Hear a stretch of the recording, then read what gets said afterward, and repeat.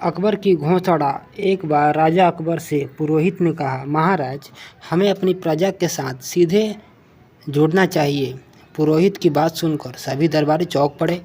वे पुरोहित की बात समझ न पाए। तब पुरोहित ने अपनी बात को समझाते हुए उन्हें बताया, दरबार में जो भी चर्चा होती है, हर सप्ताह उस चर्चा की प्रमुख बातें जनता तक पहुंचाई जाए, प्रजा भी उन बातों को जाने। मंत्री ने कहा, महाराज, विचार तो वास्तव में बहुत उत्तम है।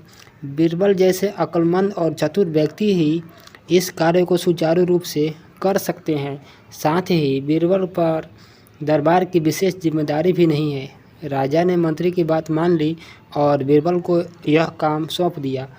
तय किया गया, बीरबल जनहित और प्रजा हित की सारी बातें जो राज दरबार में होगी, लिखित रूप से दरोगा को देंगे। दरोगा नगर के चौराहों पर मुनादी कराकर जनता और प्रजा को उन बातों की सूचनाएं देगा। बीरबल सारी बात समझ गया था। वह यह भी समझ गया था कि मंत्री ने उसे ज़बरदस्ती फंसाया है। बीरबल ने भी अपने मन में एक योजना बनाई। सप्ताह के अंत में उसने मुनादी करने के लिए दरोगा को एक पर्चा थमा दिया। दरोगा ने पर्चा मुनादी वालों को पकड़ा कर कहा, जाओ और मुनादी करा दो।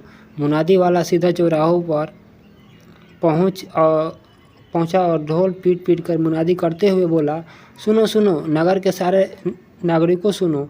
महाराज चाहते हैं कि दरबार में जनहित के लिए जो फैसले किए गए हैं उन्हें सारे नगरवासी जाने।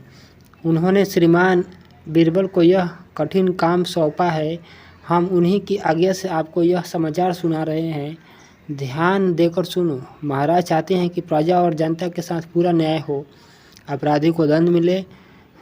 इस मंगलवार को राज दरबार में इसी बात को लेकर काफ़ी गंभीर चर्चा हुई।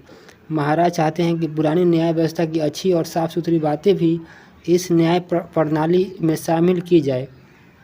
इस विषय में उन्होंने पुरोहित जी से पौराणिक न्याय व्यवस्था के बारे में जानना चाहा, किंतु पुरोहित जी इस बारे में कुछ न बता सके क्योंकि वह दरबार में बैठे ऊँघ रहे थे। उन्हें इस दशा में देखकर महाराज अकबर को गुस्सा आ गया। उन्होंने भरे दरबार में पुरोहित जी को फटकारा। गुरुवार को सीमाओं की सुरक्षा पर राज दरबार में चर्चा हुई, किंतु सेनापति उपस्थित न थे। इस कारण सीमाओं की सुरक्षा की चर्चा आगे न हो सकी। राजा ने मंत्री को कड़े आदेश दिए हैं कि राज दरबार में सारे सभासद ठीक समय पर आए। यह कहकर मुनादी वाले ने ढोल बजा दिया। इस प्रकार हर सप्ताह नगर में जगह जगह मुनादी होने लगी। हर मुनादी में बीरबल की चर्चा हर जगह होती थी। बीरबल की चर्चा की बात मंत्री, सेनापति और पुरोहित के कानों में भी पहुंची। वे तीनों बड़े चिंतित हो गए। कहने लगे, बीरबल ने सारी बाजी ही पलट कर रख दी। जनता समझ रही थी कि वह दरबार में सबसे प्रमुख है। वह जानबूझकर हमें बदनाम कर रहा है। दूसरे ही दिन जब राजा दरबार में थे तो मंत्री ने कहा, महाराज, हमारा संविधान कहता है कि राजकाज की समस्त बातें गोपनीय होती है। उन बातों को जनता या प्रजा को बताना ठीक नहीं। तभी बीरबल बोल पड़ा, बहुत अच्छे मंत्री जी, आपको शायद उस दिन यह बात याद नहीं थी। आपको भी तभी याद आया जब आपके नाम का ढोल पिट गया। यह सुनकर सारे दरबारी हंस पड़े। बेचारे मंत्री जी की शक्ल देखने लायक थी। राजा अकबर भी सारी बातें समझ गए। वह मन ही मन बीरबल की सराहना कर रहे थे। हाथियों का उपहार।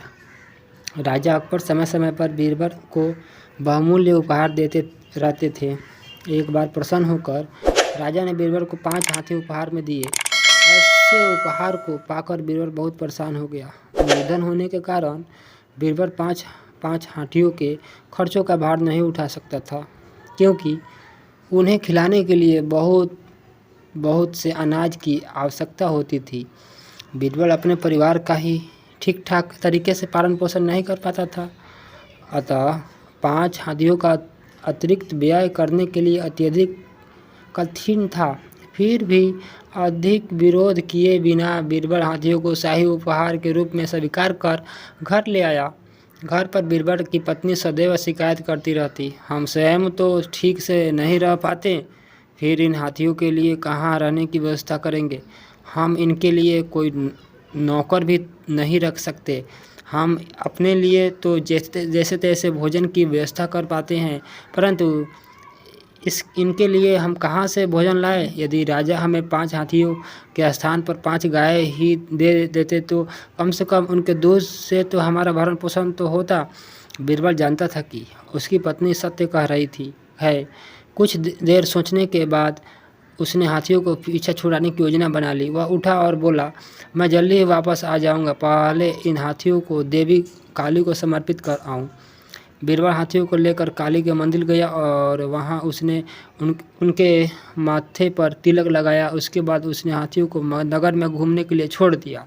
कुछ दयावान लोग हाथियों को खाना खिला देते, परंतु अधिकतर समय हाथी भूखे ही रहते। शीघ्र ही वे निर्बल हो गए। किसी ने हाथियों की दुर्दशा के विषय में राजा को सूचना दी। राजा हाथियों के प्रति बीरबल के इस व्यवहार से अप्रसन्न हो गए। उन्होंने बीरबल को दरबार में बुलाया और पूछा, बीरबल, तुमने हाथियों के साथ ऐसा दुर्व्यवहार क्यों किया? बीरबल बोला, महाराज, आपने मुझे 5 हाथियाँ उपहार में दिए, उन्हें अस्वीकार करने से आपका अपमान होता। यह सोचकर मैंने उन हाथियों को स्वीकार कर लिया, परंतु यह उपहार मेरे ऊपर एक बोझ बन गया, क्योंकि मैं एक निर्धन व्यक्ति हूँ। मैं 5 हाथियों की देखभाल का अतिरिक्त भार नहीं उठा सकता था, अतः मैंने उन्हें देवी काली को समर्पित कर दिया। आप ही बताइए, यदि आप 5 हाथियों के स्थान पर मुझे 5 गाय उपहार में दे देते तो वह मेरे परिवार के लिए ज़्यादा उपयोगी साबित होती।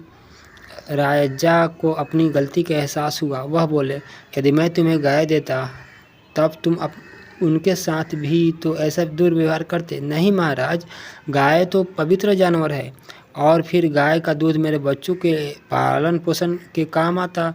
उल्टे इसके लिए वे आपको धन्यवाद देते और आपकी दया से मैं गायों के व्यय का भार तो उठा ही सकता हूँ।